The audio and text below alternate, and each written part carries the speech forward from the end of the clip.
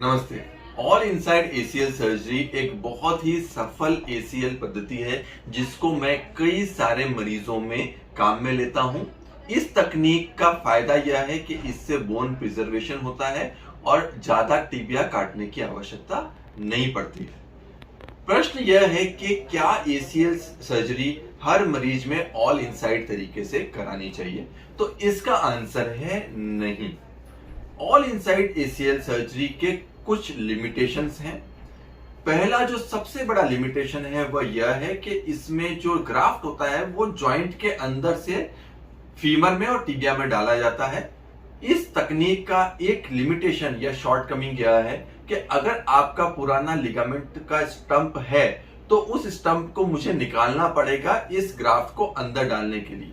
तो अगर मैं आपके लिए ऑल इनसाइड एसीएल सर्जरी कर रहा हूं तो मुझे वो जो बहुत ही इंपॉर्टेंट स्टंप है जिसके अंदर प्रोप्रायोसेप्टर है, जो पुराना एसीएल का जो अंश है उसको निकाल देना पड़ेगा।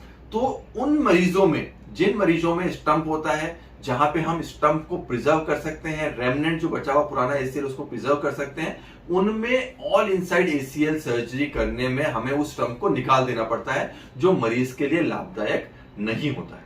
तो उन सभी मरीजों में जहां पे एक अच्छा एसीएल का स्टंप होता है जिसको बचाया जा सकता है, उन मरीजों में ऑल इनसाइड एसीएल सर्जरी मैं नहीं करता हूं और नहीं करवानी चाहिए, क्योंकि स्टंप अगर प्रिजर्व किया जाएगा, अगर हम जो पुराने एसीएल के जो रेमनेंट है उनको हम प्रिजर्व करते हैं तो काफी अच्छी नेचुरल नी वाला फीलिंग, जो प्रोप्रायोसेप्शन है, जो बैलेंस है, वो काफी बेहतर मिलता है मरीज को।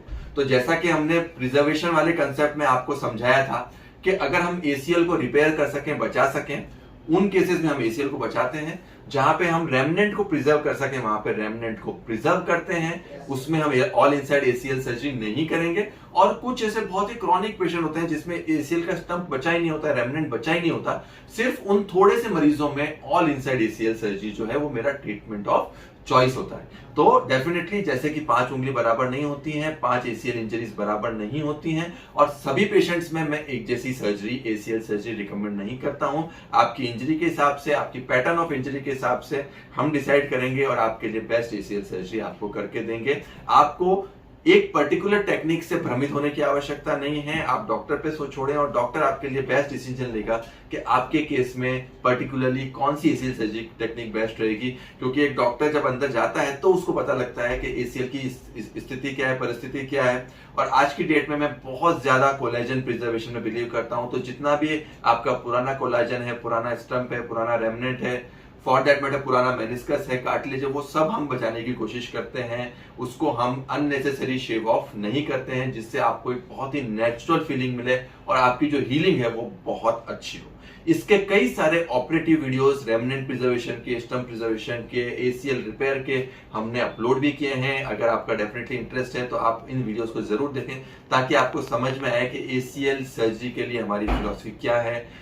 जो भगवान ने एसीएल दिया है उसको जितना हम प्रिजर्व कर सकते हैं, जितना हम उसको बचा सकते हैं, हमारा उसको बचाने की फिलॉसफी होती है। बहुत ज्यादा खराब होने पे हम रिकंस्ट्रक्ट करते हैं, और जब बिल्कुल भी नहीं बचा होता है तो उन थोड़े से मरीजों में हम ऑल इनसाइड एसीएल सर्जरी करते हैं, जिससे पेशेंट्स को उनके अनुसार बेस्ट रिकवरी मिले। धन्यवाद।